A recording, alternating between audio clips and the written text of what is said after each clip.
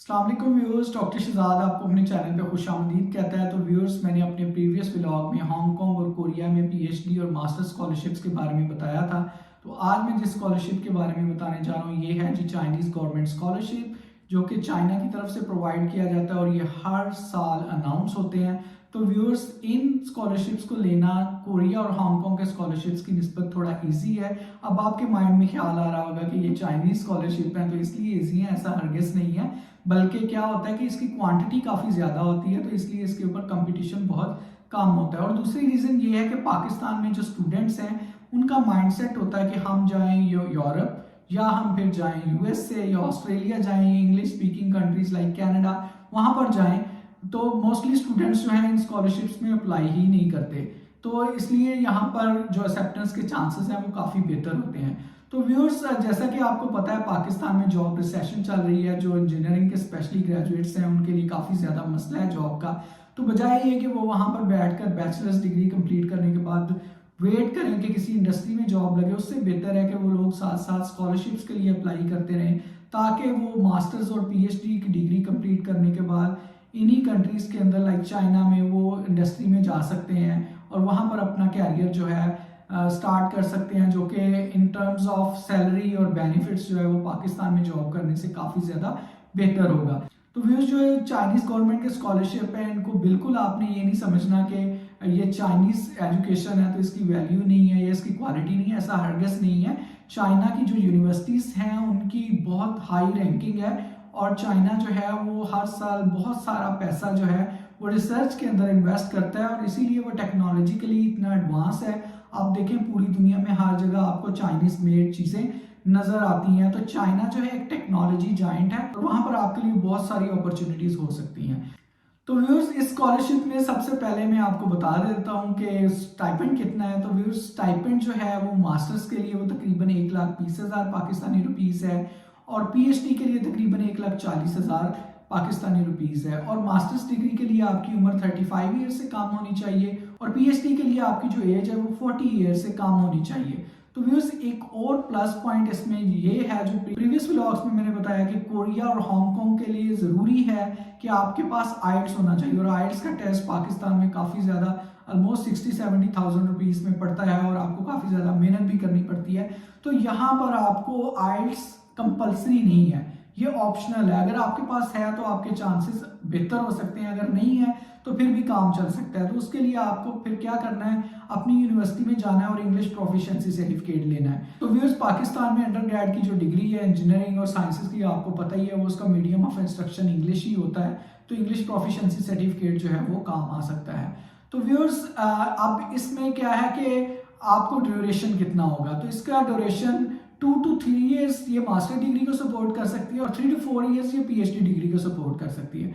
तो viewers, Korea में या यूएसए में अगर आप जाएंगे तो आपकी पीएचडी की जो डिग्री है वो 4 से 5 साल में होती है, लेकिन मैंने चाइना में देखा है मेरे बहुत सारे फ्रेंड्स जो 3 ईयर्स में डिग्री कंप्लीट, बल्कि कुछ ने तो 3 ईयर्स से पहले ही कंप्लीट कर ली थी। तो इस तरह आपका 1 साल जो है वो भी सेव हो सकता है। इसके अलावा व्यूअर्स, इस स्कॉलरशिप की सबसे बेहतर बात है कि आपको रेजिडेंस फ्री मिलेगी और इसके अलावा व्यूअर्स, चाइना में लिविंग कॉस्ट जो है वो कम है। तो इससे आपका जो स्टाइपेंड अल्दो ये कम है, लेकिन फिर ये चीज़ें इसको कंपनसेट कर देती हैं। इसके अलावा आपका मेडिकल इंश्योरेंस है, इन केस आपको अल्लाह ना करे कोई इमरजेंसी होती है तो ये वो मेडिकली इंश्योर्ड होते हैं, तो आपके लिए ये भी कोई मसला नहीं होगा। इसके अलावा इस पूरे फेलोशिप की ड्यूरेशन में आपको एक दफ़ा 2 वे एयर फेयर मिलता है अपने घर तक आने और जाने का। तो व्यूअर्स, यहाँ से आप मास्टर्स या पीएचडी डिग्री कंप्लीट करने पर यूरोप या यूएसए में जाना आपके लिए ज़्यादा ईजी है एज़ कम्पेयर टू कि आप पाकिस्तान में बैठ के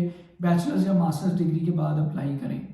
तो व्यूअर्स, आप इसके लिए आपको क्या क्या डॉक्यूमेंट्स चाहिए, जो मेजर डॉक्यूमेंट्स हैं वो मैं आपको बता देता हूँ। आपने इनकी वेबसाइट पे जाना है, वो चाइनीज़ गवर्नमेंट स्कॉलरशिप काउंसिल का जो फॉर्म है उसको डाउनलोड करें, उसको कंप्लीट करें। इसके अलावा आपको मेडिकल एग्जामिनेशन चाहिए होगा, वो आप अपने किसी भी गवर्नमेंट हॉस्पिटल से करवा सकते हैं। उसके अलावा जी आपको रेफरेंस लेटर चाहिए होंगे। तो व्यूअर्स, रेफरेंस लेटर जो है वो उसकी बहुत ज़्यादा वर्थ है। तो रेफरेंस लेटर ऐसा होना चाहिए कि जो भी आपका प्रोफेसर या आपको जानने वाला बंदा लिखे वो नज़र आना चाहिए कि ये बंदा इसको प्रॉपरली जानता है। जैसे अगर मैं अपनी बात करूँ, मेरे सुपरवाइज़र ने मेरे लिए बहुत ज़बरदस्त रेफरेंस लेटर लिखा था और उसको पढ़ के अंदाज़ा होता था कि ये वाकई इस बंदे ने इसको प्रॉपरली असेस किया हुआ है। तो ये रेफरेंस लेटर जो है आपके किसी प्रोफेसर से होने चाहिए जो कि आपको अच्छे तरीके से जानता है, तो ये ज़्यादा बेहतर है।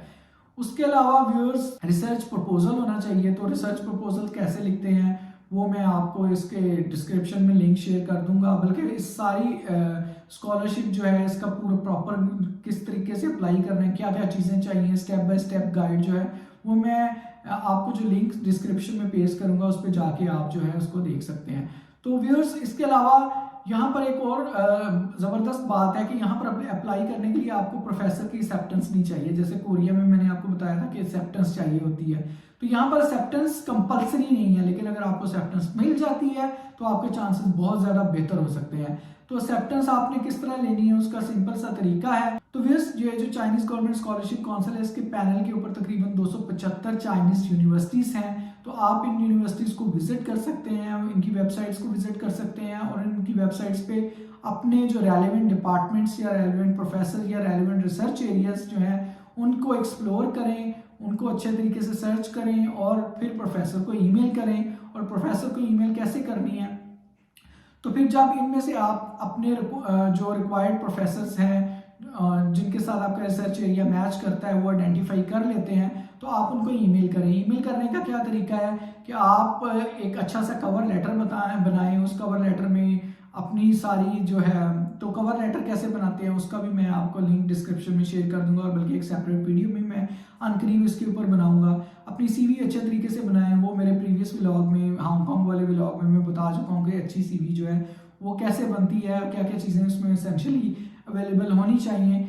तो उसके बाद आपने प्रोफेसर को ईमेल करनी है और ईमेल में बस ये नज़र आना चाहिए कि आपका और उसका जो एरिया, रिसर्च एरिया, उसमें सिमिलैरिटीज़ हैं और आप उसके लिए कैसे हेल्पफुल हो सकते हैं। तो डेफिनेटली अगर प्रोफेसर इसको प्रॉपरली असेस कर लेता है, वो इस बात पे कन्विंस हो जाता है कि वाकई आप उसके लिए उसकी लैब में जो है वो फिट हो सकते हैं, वो आप जो है एक हेल्पिंग हैंड हो सकते हैं उस लैब में, और या आप एक, तो वो डेफिनेटली आपको एक्सेप्टेंस लेटर प्रोवाइड कर देगा। तो वो एक्सेप्टेंस लेटर जो है वो आपके जो चांसेस हैं वो बढ़ा देगा। इसके अलावा स्टडी प्लान है कि आपने यहाँ पर आकर क्या करना है। तो व्यूअर्स मैं एक दफ़ा फिर आपको ये बता दूं कि ये बहुत ज़बरदस्त और क्विक मेथड है अगर आप पाकिस्तान से फॉरेन कंट्रीज़ में जाना चाहते हैं, और यहाँ पर जाके चाइना में आप एक बेस बना सकते हैं और यहाँ से आप फर्दर यूरोप या अमेरिका मूव कर सकते हैं।